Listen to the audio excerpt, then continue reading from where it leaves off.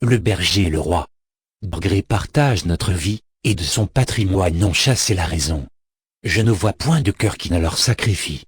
Si vous me demandez leur état et leur nom, j'appelle l'un, amour, et l'autre, ambition. Cette dernière étant le plus loin son empire, car même elle entre dans l'amour. Je le ferai bien voir, mais mon but est de dire comme un roi fit venir un berger à sa cour. Le conte est du bon temps, non du siècle où nous sommes. Ce roi vit un troupeau qui couvrait tous les champs, bien broutant, en bon corps, rapportant tous les ans, grâce aux soins du berger, de très notables sommes. Le berger plut au roi par ses soins diligènes. « Tu mérites, dit-il, d'être pasteur de gens. Laisse là tes moutons, viens conduire des hommes. Je te fais juge souverain.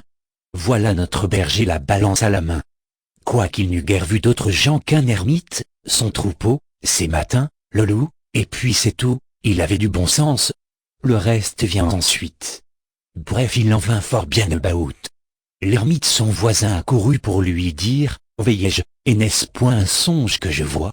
Vous favoris, vous grands, défiez-vous des rois, leur faveur est glissante, on s'y trompe, et le pire, c'est qu'il en coûte cher.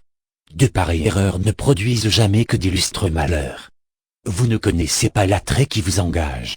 Je vous parle en ami. Craignez tout. » L'autre rit, et notre ermite poursuivit, « Voyez combien déjà la cour vous rend peu sage. Je crois voir cet aveugle, à qui dans un voyage un serpent engourdi de froid vint s'offrir sous la main. Il le prit pour un fouet. Le sien s'était perdu tombant de sa ceinture.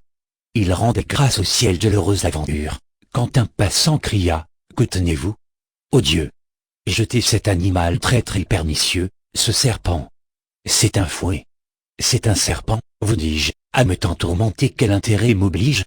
Prétendez-vous garder ce trésor? Pourquoi non? Mon fouet était usé. J'en retrouve un fort bon. Vous n'en parlez que par envie. » L'aveugle enfin ne le crut pas, il en perdit bientôt la vie, l'animal dégourdi piqua son homme au bras. Quant à vous, j'ose vous prédire qu'il vous arrivera quelque chose de pire. Eh, que me serait-il arrivé que la mort? 1000 dégoûts viendront, dit le prophète ermite. Il en vint en effet. L'ermite n'eut pas tort. Mainte peste de cour, fit tant par main ressort, que la candeur du juge, ainsi que son mérite, furent suspects au prince. On cabale, on suscite accusateurs et gens grevés par ses arrêts.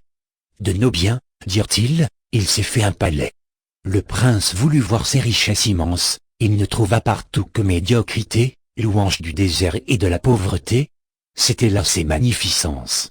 Son fait, dit-on, consiste en des pierres de prix. Un grand coffre en est plein, fermé de 10 serrures. Lui-même ouvrit ce coffre, et rendit bien surpris tous les machineurs d'imposture. Le coffre étant ouvert, on y vit des lambeaux, l'habit d'un gardeur de troupeau, petit chapeau, jupon, panetière, houlette, et je pense aussi sa musette.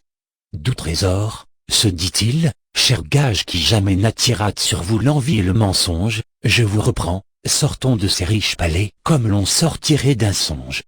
Sire, pardonnez-moi cette exclamation. J'avais prévu ma chute en montant sur le fait. Je m'y suis trop complu, mais qui n'a dans la tête un petit grain d'ambition,